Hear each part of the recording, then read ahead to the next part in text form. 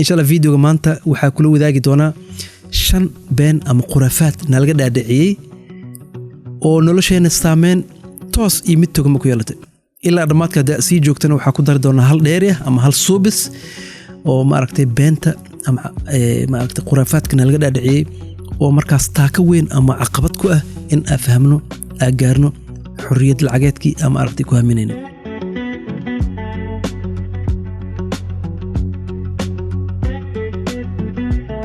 run ahaantii waxaa aaminsanahay in ay jirto qaar badan oo naga mid ah in ay silsilada aad u far badan oo aad u waaweyn ay nagu xirxiran yihiin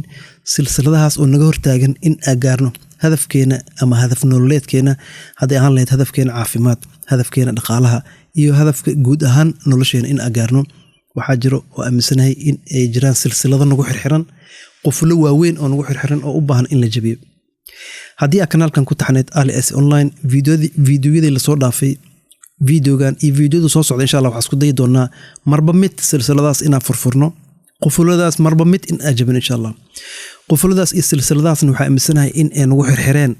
been ama khuraafaad ama maxaa ku dhahaa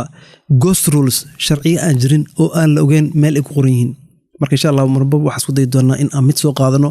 oo aan marba mid aan furfurno insha Allah fiidiyada la soo dhaafay waxa ka soo hadalnay dhaqaalaha qofka sida uu maaragtay u fahmi karo ama money psychology qayb kamid ah maadaama uu yahay barnaamij aad u ballaaran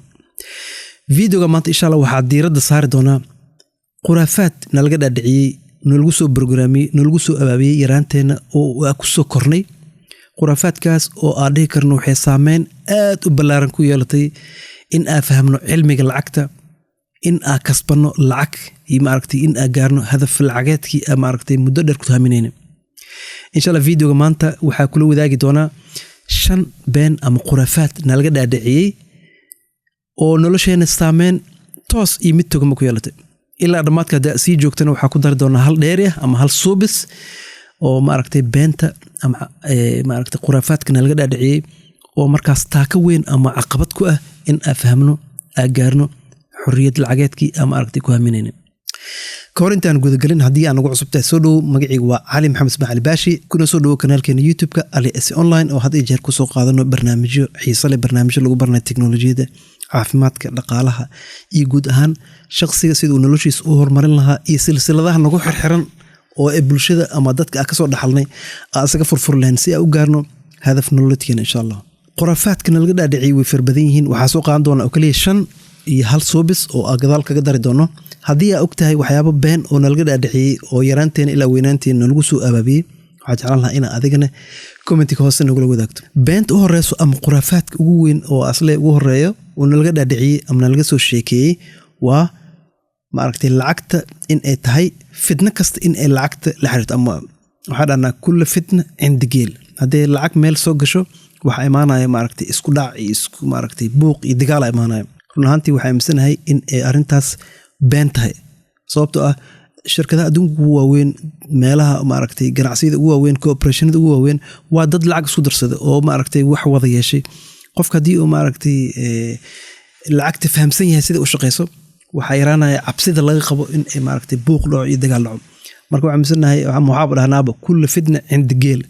fitnaba haddii waxay ka imaataa waxay u sugnaatay geela agtiisa geela marka waa iska simple waxaa laga wadaa lacag ama hanti dad markaa wada yeelataan waxaa soo badanaya maaragtay khilaafka marka waa cabsi aan dhihi karaa oo dadka limiting belief waxyaabo oo qofka caqabad ku ah haddii aad lacagta fahamsanaysa u shaqeyso way kugu adkaanaya inaad fahamtid ama waxaa dhihi kartaa waxaaba laga yaaba inaad dhahdid buuqa badanaya sidaas darteed in aad ka fogaatid sidoo kale qof waxaa jiri karo oo waxay ku xiran tahay lacagta qofka iyo baahida uu qabo qof haddii uu yahay tuug oo maaragtay rab inuu lacag si degdeg ku helo waxaa laga yaabaa inuu wadooyin qaldan u maro inuu lacag badan soo dhaco oo si tuugnimo ku keensado okay sidoo kale waxaa laga yaabaa lacagta soo dhacay in uu si tuugnimo ama si oo qaab daran u isticmaalo oo u qarash gareeyo oo haddii qof si sahlan ama si xalaal ah ku keensan jira hadduu yahay waxay u badan tahay inuu si xalaal ah ku bixiyo marka ma la dhihi karo lacagta waa shaydaan ama lacagta meesha soo gasho waa evil ayaa jooga quraankeena iyo diinteena wayna soo bartay aayado badan waa lagu soo qaatay oo waa looga hadlaya sida suuratu taqaabun ilaa markuu aayadda quraanka ahayd inama amwaalukum wa awlaadukum fitna iyo suuratul kahfi waxaa ku jirta almaal walbanuun ziinat alxayaati addunya waxyaabo badan waa laga hadlay laakiin meel lagu sheegay diintan islaamka ma ogi laakiin bibleka gaalada waxaa ku qoran for the love of money is the root of evil lacag jaceelkeeda waxay kuu keenay ama waxay kuu soo jiiday shaydaan ama evil maxaa la dhahaa evilka taas waxaa dhihi karaa waa khuraafaad sidaas darteeda in ay naga hor istaagnaato ma ahan ama naga hor istaagto ma inaan lacagaha maaragtay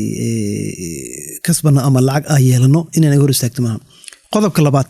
oo aan dhihi karno waa ayadan caqabad aad iyo aad weyn ama beena laga soo sheekeeyey waxaa lagu leeyahay qofka haddii uu xisaab ku fiican yahay lacagtana ama dhaqaalahu ku fiican yahay taas waa been ama haaf waa sax haaf waa been aan dhihi karnaa sidoo kale isla qodobkan labaad waxaa ku jirto gabdhaha ayaa kaga fiican wiilasha lacagta ayadana waxaan dhihi karnaa waa been ama haafay been ka tahay haafay been ka tahay markaa ka wado waxaa macnaheeda horta lacag sideedaba waxay ku saabsan tahay xisaab aqoon horta waa loo baahan yahay way fiican tahay in xisaab taqaanid si u maaraysa lacagtaada laakiin aqoon bas maaha meeqa macalin meeqa injineer oo adduunka maanta joogto oo aanan lacag haysan oo maaragtay faqiir ah lacagta waxay leedahay xeeraray leedahay waxay leedahay go'aan qofka soo u gaaray ku xiran tahay waxay ku xiran tahay emotional dareemahada maaragtay marka xanaaqdid lacagta ma qarash karaysa marka faraxsan tahay lacagta ma daadaysa oo ma ku dhidheysha qofka aqoontiisa xisaabta ma ku saabsan waxay ku saabsan tahay fahamka lacagta dabe maaragtay emotionkaada dareemahada iyo go'aanada qaadanaysa maaragtay saameyn weyn ku leh lacagtaada ma aha xisaab inaa ku fiicanto kaliya ama ma aha inaa wiil ama gabarta ma aha marka waa khuraafaad waa been kale oo nalaga dhaadhiciyey qodobka saddexaad oo khuraafaadka ka mida waxaa waaye in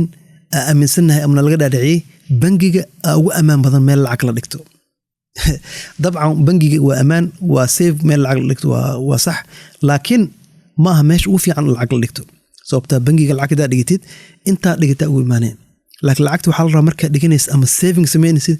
in ay kuu shaqayso lacagta ay kobcdo oo lacagta ay lacag dhasho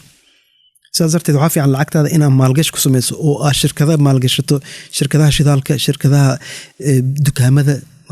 maxaa kula meelo badan la gashtaa jirto okay ma aha oo keliya bangiga inay lacag taalo taasna waa khuraafaad kale waa tii saddexaad khuraafaadka afraad oo aad iyo aad iga yaabiyey wuxuu yahay in lacagta ee dadka bedesho dabcan lacagta dadka way bedeshaa laakiin waxay kaa dhigay qofka ahayd dabalkiis ama laba jibaarkiis iyo afar jibaarkiis ay kaa dhigay haddii ahayd tuug yar oo xaafadaha ka qaraami jiray oo corruption wax yar ku kala waday haddii jago weyn lagu dhiibo waxay noqonaya in tuugnimadaadii ay sii weynaato meeshii xaafad yar ka dhici jirtay in magaalo dhan dhacdo dhulal badan iyo boosas badan iyo maaragtay awooddaada in aad ku takrifasho oo saas tuugnimadaada kusii weynaataa laga yaabaa haddii ahaan jirtay qof iska maaragtay aamin oo lacagaha si xalaal oo kusoo geli jirtay oo si xalaalna ku bixin jiray waxay u badantahay markaad taajirto qaabkii xalaash ay kugu soo geli jirtay inay sii balaarato qaabkii xalaash aad kusoo daqiisan jirtay maaragtay waxyaabaha tabarucaadka ku samayn jirtay in aad sii balaariso oo masaakiin badan aad gaarsiisaa laga yaabaa marka ma la dhihi karo lacagta qof way badashaa oo waxay ka dhigay qof xun lacagta waxay kaa dhigay qofka ahayd ee maaragtay sii kordhinaysa haddii aa ahayd tuug weyn aa sii noqonaya haddii aa ahayd qof wanaagsan qof wanaagaada maaragtay way sii jibaaraysaa markaas ama dadka gaari kartay wax u qaban kartay wuu sii balaarinaya markaas kaasna wuxuu ah qodobka afraad khuraafaadka ama beenta nalaga dhaadhiciyey oo aaminsannahay mideeda shanaad aa soo qaadanayna waxay tahay qofka haddii ay lacag badan soo gasho qofkaas waa taajir of course waa been taajirnimada ma lagu qiimeeyo lacagta kusoo gasho keliya waxaa lagu qiimeeyaa lacagta kusoo gashay oo laga jaray lacagta kaa baxday haddii ay lacagta kaa baxday ee ka badantahay wax kusoo galay waxaa tahay faqiir haddii ay lacagta kusoo gashay ee ka yartahay lacagta kaa baxday markaas waxaa dhihi karnaa qofkaas muddo kadib waxaa laga yaabaa inuu taajiro of course qodob waa been waa khuraafaadna laga dhaadhiciyey guriga iyo gaariga iyo waxyaabaha birbirqa ee arkaysid ma aha waxyaaba oo uu leeyahay laga yaabaa waxay u bantahay inay deen tahay marka lacagtiisa badan macnaheeda ma ahan waa taajir meeqaa shaqaysa shaqooyin badan isku hayso oo dhafra habeenkis oo haddana lacag hayn oo soo qaylinayo marka waxaan dhihi karnaa waa been waa khuraafaad lacagta kusoo gasho formalka waxaa waaye lacagta kusoo gasho haddii ay ka yartahay lacagta kaa baxayso waxaa tahay qof oo taajir markaas laakiin haddii ay inta kaa baxda ka badan tahay waxaa tahay faqiir simply markii lasoo gaabiyo intaasna waxaa kusoo koobaynaa shanteena qodob aa soo sheegnay oo ahayd khuraafaad beenna laga dhaadhiciy kow lacag kasta haddii ay kusoo gasho fidna ima dagaal ay buuq kasta meesha ku bilowdo waa lacag kow xisaabta haddaa ku fiican tahay lacagtana waa ku fiican tahay ama taajira noqon kartaa 3 bangiga ayaa ugu fiican meel lacag la dhigto waa ayadana khuraafaad lacagta ayaa maaragtay dadka way bedeshaa 4 lacagta qofka soo gasho hadday badato qofkaas waa taajir waa been kale qodobka lixaad oo aad ku dareyna suubis ilaa dhamaadka video haddii aad soo gaartay waxaa jeclaan lahaa marka hore in aad subscribe ku noqoto kanaalkan si videosha ugu dambeeya kuu soo gaaraan sidoo kale like aad saarto waxay noo tahay runaantii dhiirigelinaysa videoyaal kale qurux badan oo tayo usoo diyaarno sidoo kale waxaa jeclaan lahaa in asxaabtaada mid ka mid ah aas leedahay wuu u qalmaa ama kanaalkan in aad la qaybsado u qalmaa fadlan la wadaag oo share sii taabo insha allah okay qodobka u dambeeyay oo asigana aad iyo aad muhiim u ah ama khuraafaadkana laga dhaadhiciyay ka mid ah waa lacag ayaa lacag dhasho of course qayb ka mid ah meesha midaan waa sax lacagta haysto lacagtaada way ku dhali kartaa invest gasht laakiin ma aha sax ma aha kulligeed sababtoo ah adoo lacag haysan lacag waa samayn kartaa haddii aad leedahay xirfad tusaalahaan haddii aad leedahay xirfad qoraal buug aad qori karto oo waxyaaba aad soo daabici karto adoo lacag haysan waxaa laga buugaagtaada inaad gadaalgeeba haddii aad ku fiican tahay cod fiican aad leedahay oo gabayo kartid oo nashiido waxyaaba dadka jecel yihiin aad soo saari karto codkaaga haddii aad talent farsamada gacanta haddii aad taqaano haddii aad editing ama waxyaaba aad taqaano oo farsamo aad gadi karto haddii ay jirto oo u baahnayn lacag oo freelancer aad noqotid waxay u badan tahay in aad lacag badan samayso lacagtaasaa samaysay dabcan waa sii invest garan kartaa waa sii maalgashan kartaa si ay kugu sii badato laakiin muhiim ma ahan in aad lacag haystid si aad business u bilowdid taas waa khuraafaad iyana kaa hor istaagan in aad business ama ganacsi aad bilowdo adigoon lacag haynin waxaa gadi kartaa xirfadaada ama skillskaada gadi kartaa haddii aan leed qoraalkaada haddii aan leed codkaaga ama haddii aan leed farshaxan aad samaysid ama dhar aad naqshadaysid waxay ahaataba skillskaada waa gadi kartaa laakiin muhiim maahan in aad lacag haystid si aad business u bilowdid tanina waxaa dhihi karnaa waa mid ka mid a khuraafaadka suurtagalka u ah in naga hor istaagan tahay in aad gaarno xorriyad lacageedkii aad ku haminayna okay ilaa dhammaadka video haddii aad soo gaartay waxaa ogsoonahay run ahaantii 5 iyo 6 aad soo qaadanay oo kaliya ma ahan sidee u kala horeeyaana muhiim ma ahan waa waxyaabo khuraafaad oo aaminsanahay asleeyahay oo naga hortaagan ama caqabad ku ah in aad fahmno lacagta iyo in aad gaarno xorriyad lacageedkii aad muddo dheer ku haminayna marka soo dhawow mar kale magacaygu waa cali maxamed ismaaciil baashi oo kuu soo diyaariyay videogan fadlan ku taxnoo kanaalkan subscribe like share waana mahadsantahay waxaa inoo ballan insha allahu video kale